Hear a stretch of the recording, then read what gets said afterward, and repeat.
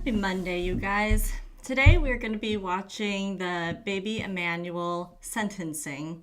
If you haven't been keeping up with it, I'm going to go ahead and just quickly read through some facts that you should know going into the sentencing today. The baby's father, Jake, and his mom both made false police reports after Emmanuel just disappeared. The mom was claiming that somebody stole him, and as details continue to roll out, we found out that the dad had many charges of child. I'm not gonna say it so I don't get flagged, but he shouldn't have ever been out of prison. Just a horrible, bad guy, hurting kids, and evidently his wife just went along with it and was trying to help him cover it all up. Horrible. So he eventually took a plea deal and said he was guilty. And so that happened today. The sentencing happened today, but also her trial is coming. Today she was, let me see where she was at. Today she had to go and do her preliminary hearing. And so they both were having things going on at the same time today. So it's been a little bit of juggling, but we got it all.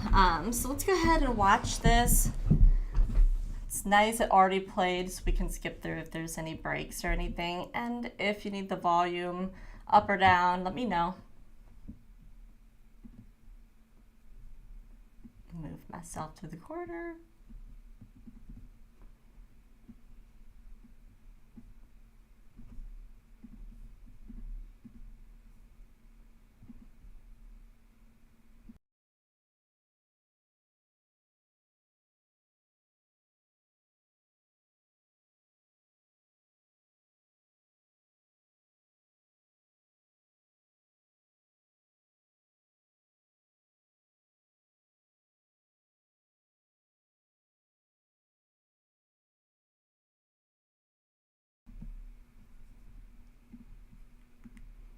I like to have some dramatic music going on right before sentencing starts. I'm going to go ahead and skip over it. All right.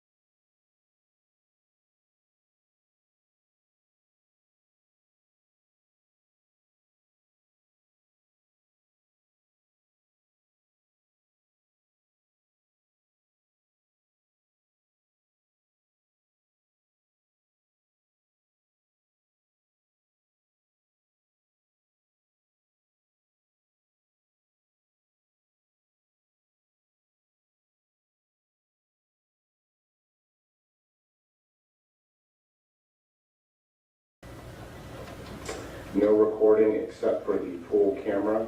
There will be no comments about the case while the court is in session. No outbursts, and please follow the instructions given by our RSO deputies. With that, calling the matters of Jake Haro. Appearances, please. Thank you. Paulette Garthwaite for Mr. Haro. He is sitting here next to me at council table. And thank you, Your Honor. Good afternoon. Allison Lowe, also on behalf of Jake Haro. Good afternoon, Your Honor. William Robinson for the people. Good afternoon. Brandon Smith for the people. Thank you, and good afternoon, Mr. Haro. And this is the time and place set for sentencing. Are both sides ready to go forward at this time? Yes. And the court has read and considered the sentencing memorandums provided by Ms. Garthwaite and Ms. Lowe, as well as Mr. Smith and Mr. Robinson, as well as the probation report. At this time, does either side want to be heard further? Mr. Smith, Mr. Robinson, any victim impact statements for the court to consider? There will be no victim impact statements. Okay. And Ms. Garthwaite, Ms. Lowe? Your Honor, I just wanted to very briefly reiterate the defense objection to imposing court fees and fines. Mr. Haro is indigent. He's a public defender client. I believe that the court is going to sentence him to a lengthy sentence. And prior to his arrest, he was unable to work and was receiving disability. So we would object to the court imposing any court fees and fines. If the court is going to assess a restitution fine, it is based, or the defense requests that based on the indigency, that the court set it no higher than $300, which is the minimum. Okay. And Mr. Smith, Mr. Robinson, do you want to be heard in regards to that? Yes, I'd say that while I intend to submit in large part on the sentencing memorandum I filed with the court, I do want to reiterate that while I understand the court has some discretion in this matter regarding the sentence and the fines and fees, I want to emphasize the fact that this defendant deserves no leniency in any regards, as to sentence or as to fines and fees. The court is well aware of how this case began with the defendant standing in front of law enforcement and the public and creating this public panic about a child being kidnapped, and the resources that were expended in order to investigate those lies of the defendant need to be addressed in this sentence as well. So I would ask that the court recognize that in deciding how much to assess the defendant in fines and fees, as well as in exercising its discretion regarding the appropriate sentence in this case. Thank you, Mr. Smith. Anything further before the court begins its sentence? No, Your Honor. I'm sorry. Yeah, so I'm sorry, we've had, I guess, a change of opinion. So the Emmanuel Haro's grandmother has now asked to address the court about the sentence. Okay. And are you ready at this time? Ma'am.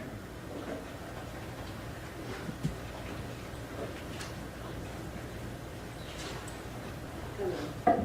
Hello, ma'am. And Mr. Smith, if we can have an introduction, please. Yes, so this is Emmanuel Haro's maternal grandmother. Her first name is Mary, M-A-R-Y, and I'll have her spell her last name. B-U-S-H-A-U-S-E-N.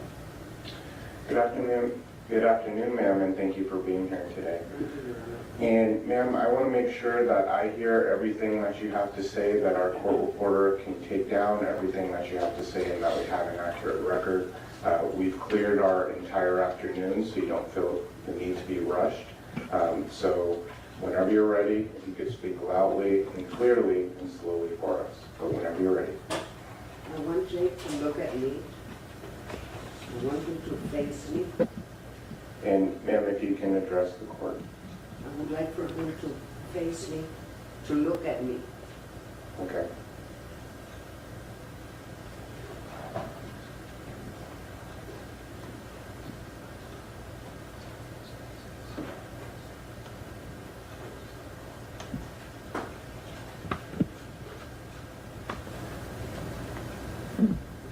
And ma'am, if you could speak up as loud as you can, please.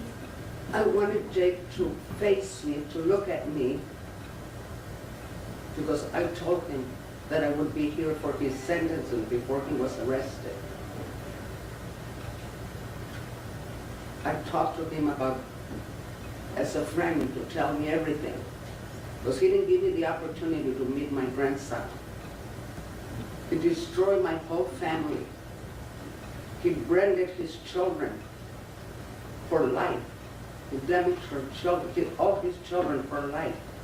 And in doing that, he destroyed my family, my children, everybody in my family. All my children are destroyed by this.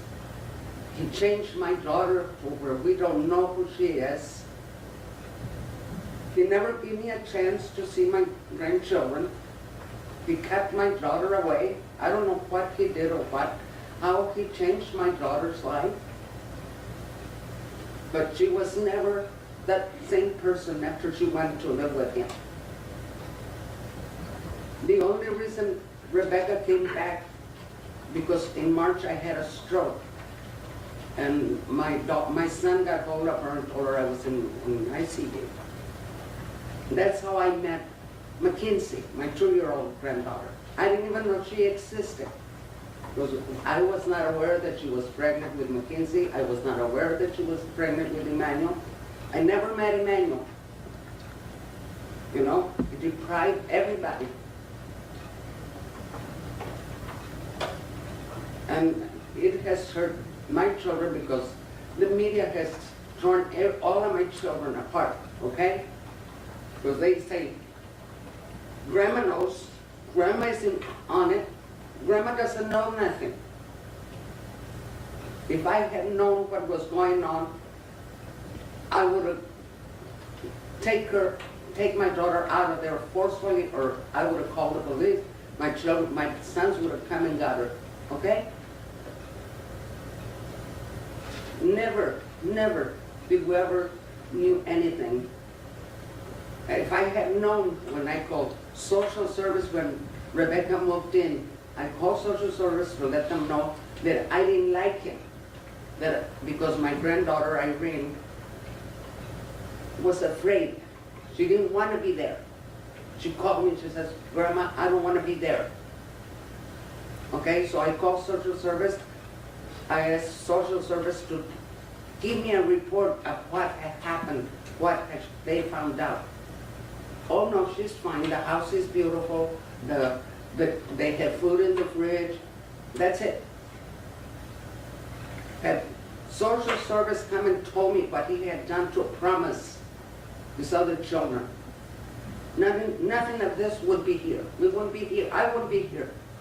My grandchildren, Emmanuel wouldn't be gone, Mackenzie wouldn't have been born, because he had already done a lot of horrible things to his other children. He branded those children for life, and in the same way branded all my children too. Because I can't go nowhere without they asking me.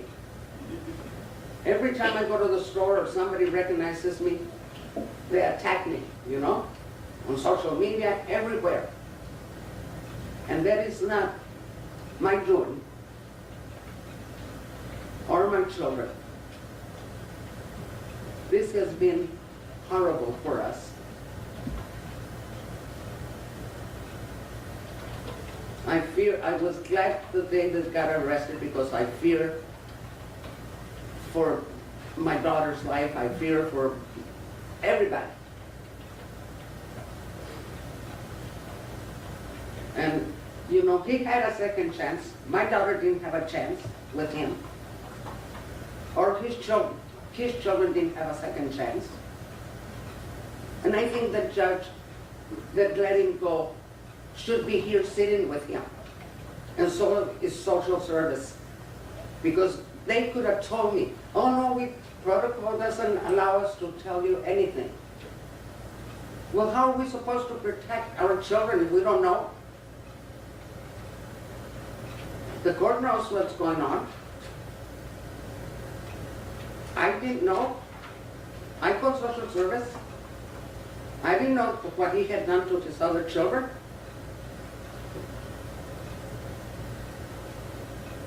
And here he sits, you know, like nothing. Somebody will give him another chance. And I don't want that. Because he didn't give his children a chance. He didn't give my daughter a chance to be happy to take care of her children, okay?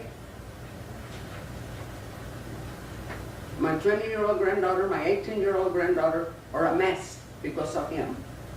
Mackenzie, it's totally changed, a little baby, a 2-year-old girl that has nothing, okay?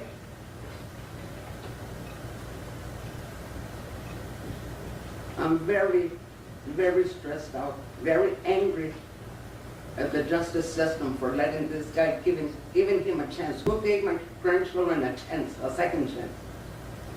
Did CPS check Why didn't they tell me? Oh, look, this is what that guy does. He takes it out on the children, on the baby. He can't do it to a grown person. He's not man enough to do it to a man, okay? He destroys so many lives. His mom, his brother, everybody, okay? Nobody wants to be here. Nobody wanted to come and look at it. But I had to speak for my grandson and my grandchildren, and for my children too, because they're going through every hell in this world, okay?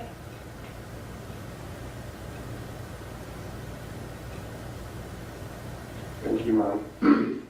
I didn't mourn my grandson that he passed away. We buried him on the 5th of August, and they were saying that, oh, we probably bury Emmanuel in my grandson's, when we bury my grandson, okay? I lost my grandson on the 5th. We buried my grandson on the 5th of August. Then he calls me on the 14th of August and says that Emmanuel is kidnapped. And then my sister passes on the 17th of August.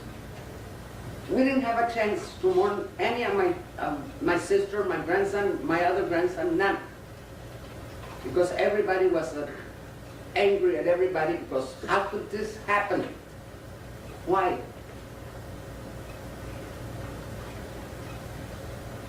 I wish you could look at me and tell me why. He was never in my house. He knew I didn't like him. He knew I called social service, and that's why he kept my daughter away. He changed her so she couldn't have no contact with me or his brothers, okay?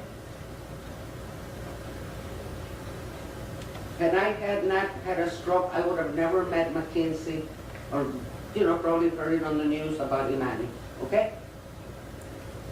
So don't blame my children. The media has blamed my children, everybody. The TikTokers, everybody. Grandma Mary knows. I don't know nothing, okay? And I stand here with you, asking you to give him the maximum. Because I don't want him to give him another chance. He didn't give nobody a chance. He had many chances. He had a chance. The judge gave him a second chance. The probation gave him another chance. The CPS, oh well, no, he's fine. He's got food in the fridge and the house is clean. That doesn't cut it, okay? And that's not fair to the children to let somebody out like that.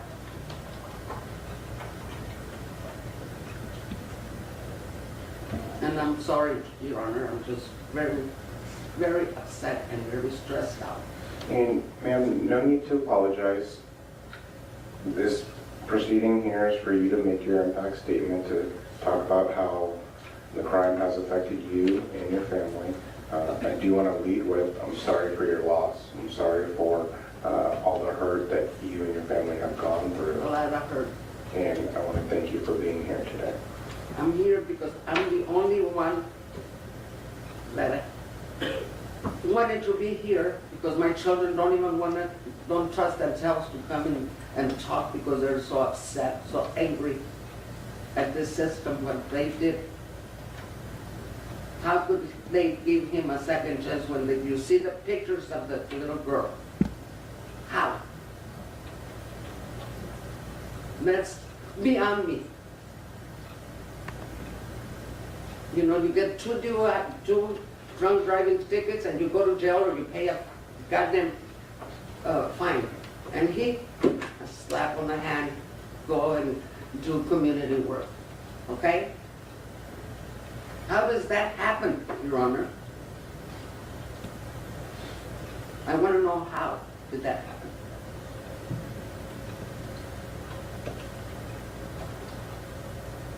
Anything else, ma'am? No. Thank you, Your Honor. Thank you.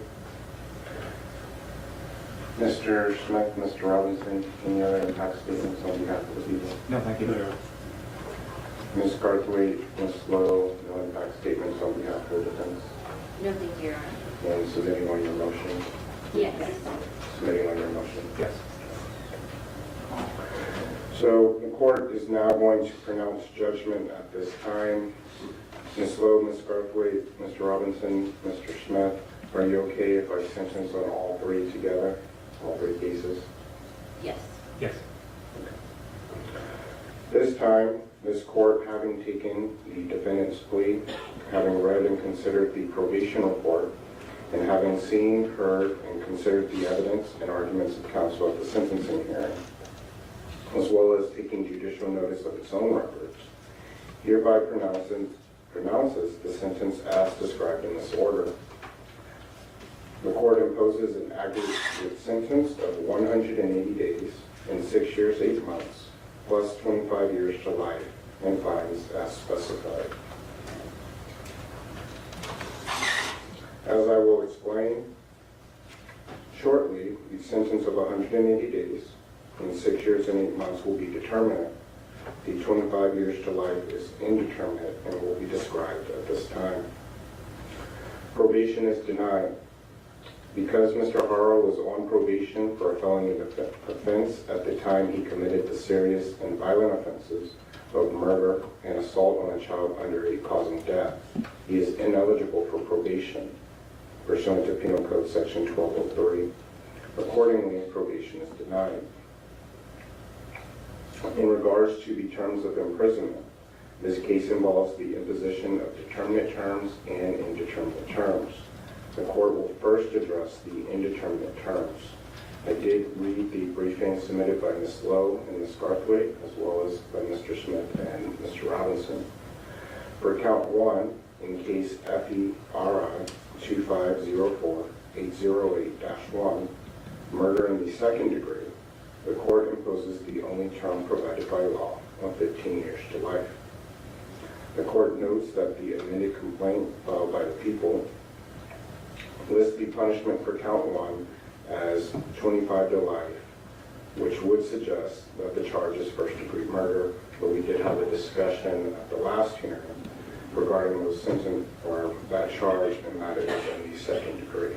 So I want to make sure that that's clear, Mr. Smith and Ms. Lowe. Yes, Your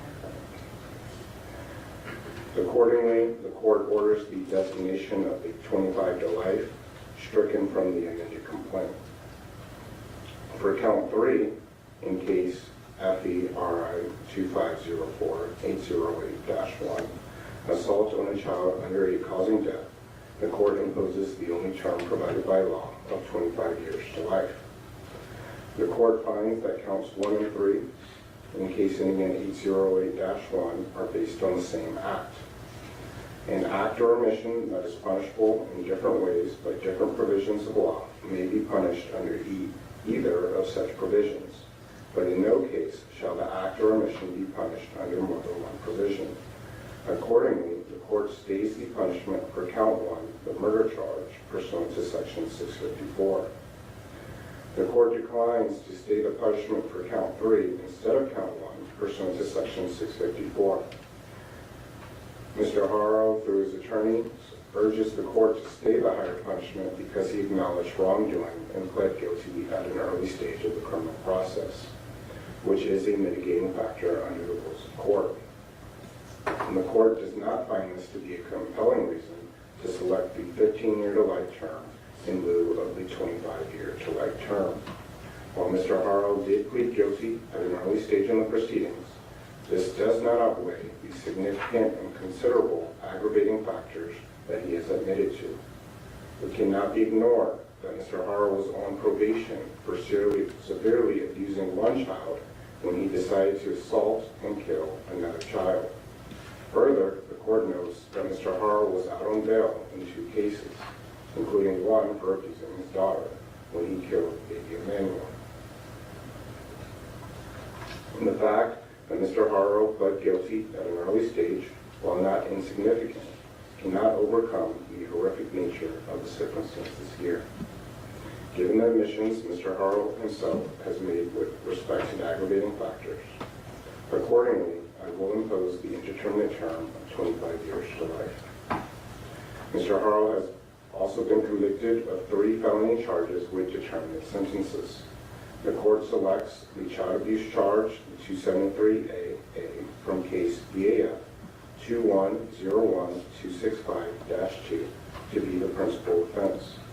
The court orders executed the previously imposed term of 6 years, which is the upper term. As will be explained, the court orders the determinate punishments to run consecutively to the punishment imposed in felony case ending in 808-1. In case BAF 2400717, Mr. Harrell has pled guilty to being a felon in possession of a firearm pursuant to Penal Code Section 29800 and ammunition under Penal Code Section 3305.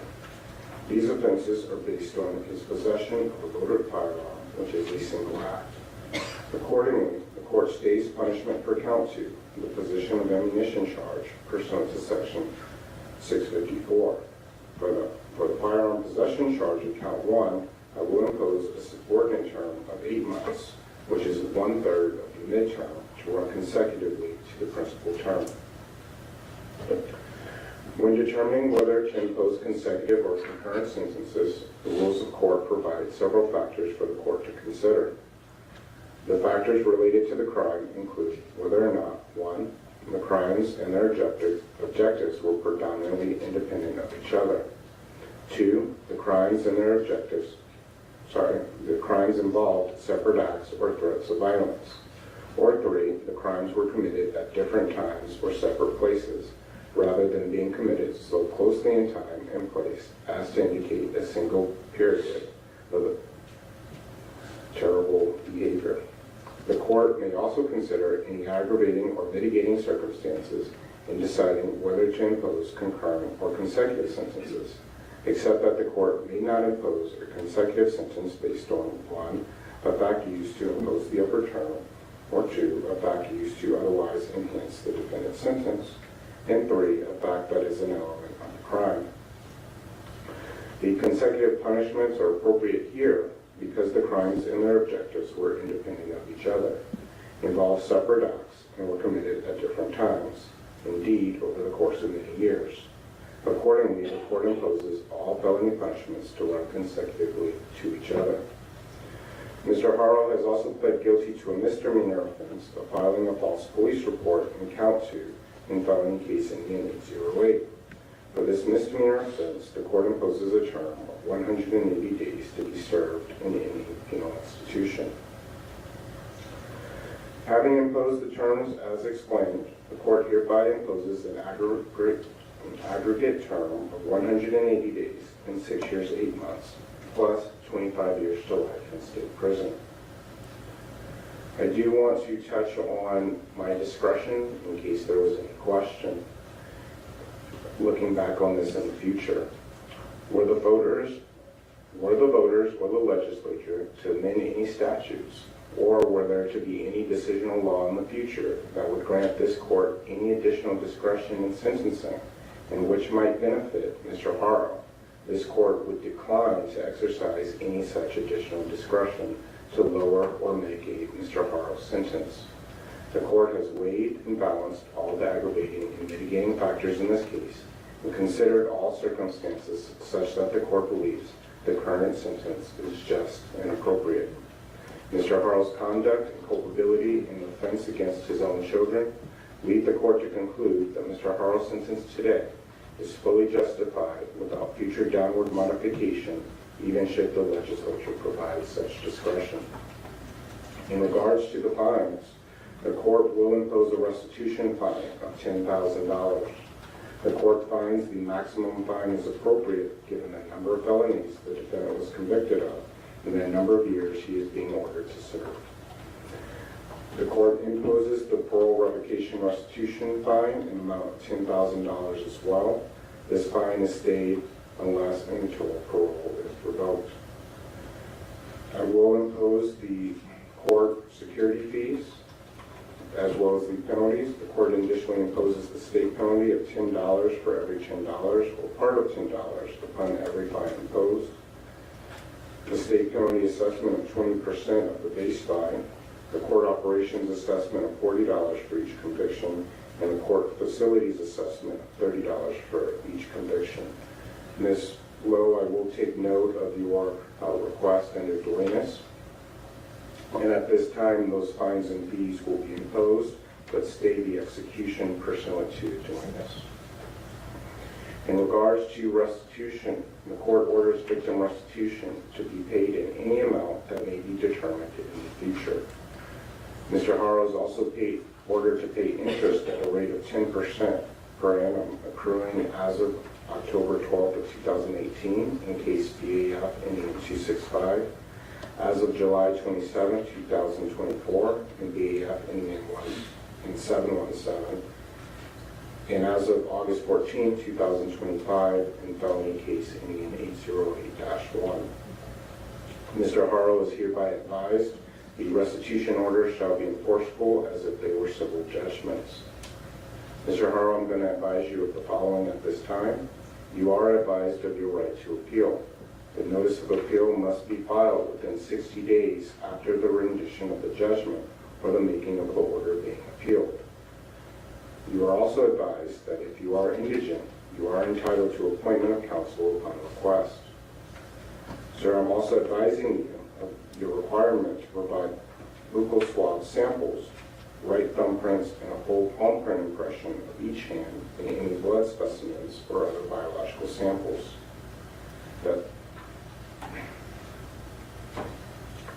Sir, also advising you that as a result of these convictions, you are prohibited from owning, purchasing, receiving, possessing, or having under your custody or control any firearms, ammunition, or body armor. You are also ordered to relinquish any firearms.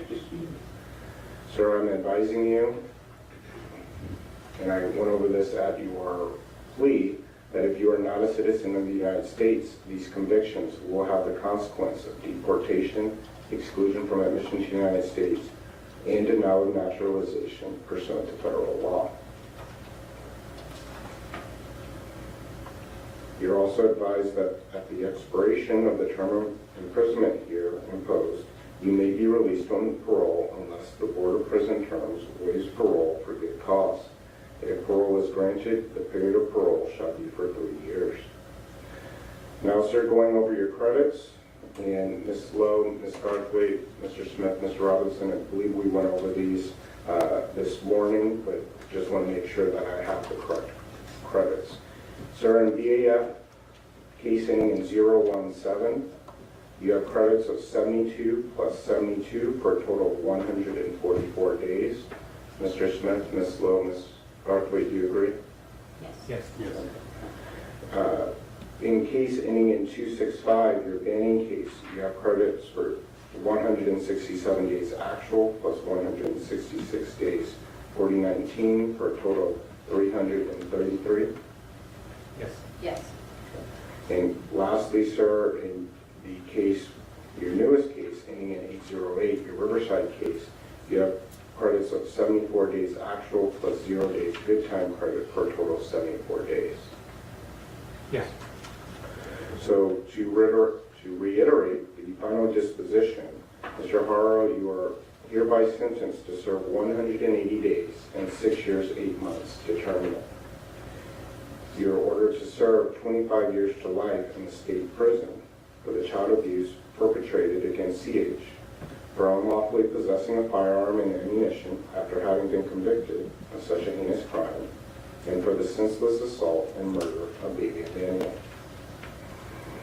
While no sentence can possibly vindicate the loss of innocence and life at the hands of Mr. Haro, the man who was supposed to protect these precious and defenseless children against evil and harm, the sentence here is the most the court can do to ensure that as much justice is done as possible. To that end, the court imposes the aforementioned terms of imprisonment, fines, and penalties and assessments, and I will be filing a written order of today's sentence. Anything else at this time before I sentence him or order him transported forthwith? Ms. Lowe or Ms. Garthwaite? No, thank you, Your Honor. I have a point of clarification, Your Honor. Okay. I just wanted like to inquire, it's my understanding that the court did impose the $10,000 restitution fine that stayed that person with me, yes? Yes. Okay, thank you, Your Honor. Mr. Smith, Mr. Robinson? Nothing, thank Nothing you. further. Thank you. And at this time, Mr. Haro, I am going to order that you are transported forthwith by the Department of Corrections for housing in the state prison.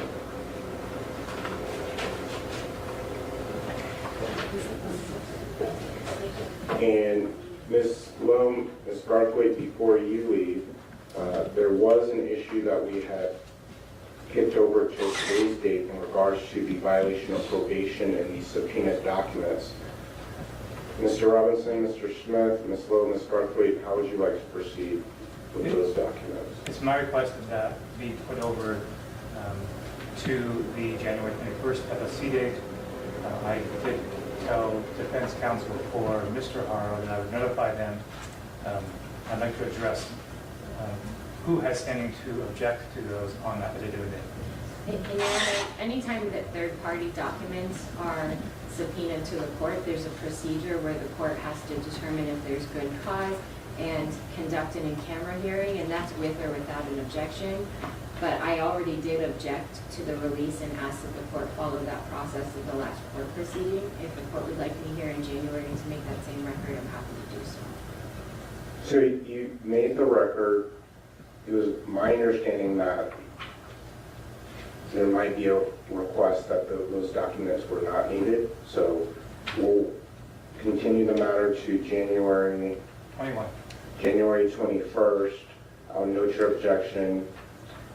In between now and then, I'll review the documents for materiality. Mr. Smith, if you can let me know if you plan to continue to use those documents.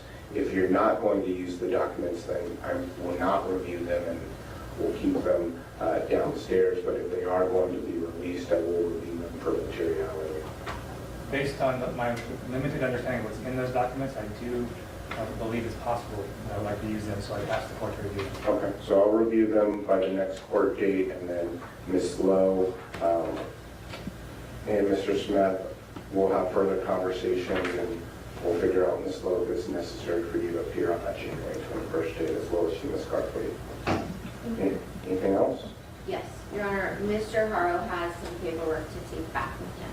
And so we want to make sure, I don't think that we ever made an order that he could have paperwork transported back and forth. I'll make an order that he be allowed to transport his legal paperwork to and from court. Thank you.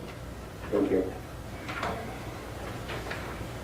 Okay, court's in recess now. Can I have her step outside, please? Camera.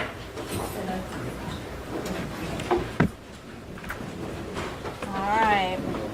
So there you have it. This entire thing makes me so beyond angry.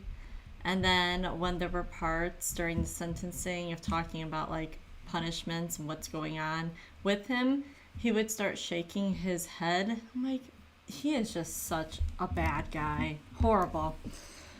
So the grandma kept saying, like, how could this happen? And I'm going to go over just a little bit of the things that she touched about, because we said he had other children and was arrested many times for many different types of crimes, but crimes against his kids. But be careful so I don't accidentally get flagged. But so she was talking about, she said the daughter, but she never said the name. His daughter, she was 10 weeks old, and once again, not gonna get flagged. He beat her, 10 weeks old, so bad that she can never walk ever again.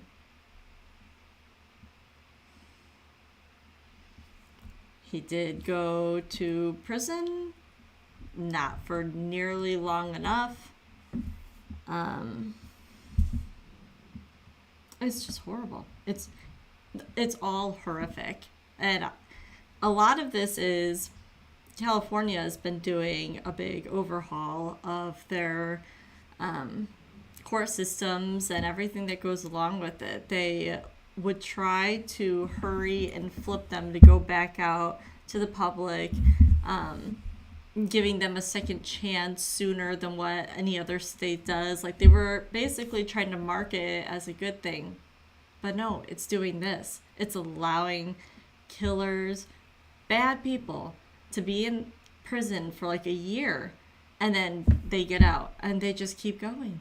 There's never any major consequence. This is the biggest one that he got, but man, he should have never been allowed back out, or at least not for a very long time. Yeah, it hurts me. This one makes me very angry, makes me very sad. We will be watching when the mom's trial starts. I think we're 2 weeks away from that. And I would imagine that we will see the grandma again. She'll probably take the stand and testify for her daughters. But everything that we have read and heard about, the mom actually she did it too. It was a team effort of doing these horrific things. And I understand that, relationships, if they're really bad and controlling, like she almost maybe is going along to get along. But no, this is your baby. And she knew everything about him before, all of his past bad records, and she just continued on life with him. Horrible choice. Horrible people. We will stay watching. So, all right, I'm going to hop off of here. I will be back on tomorrow. If you've been on live with me, thank you so much for watching. I will see you tomorrow.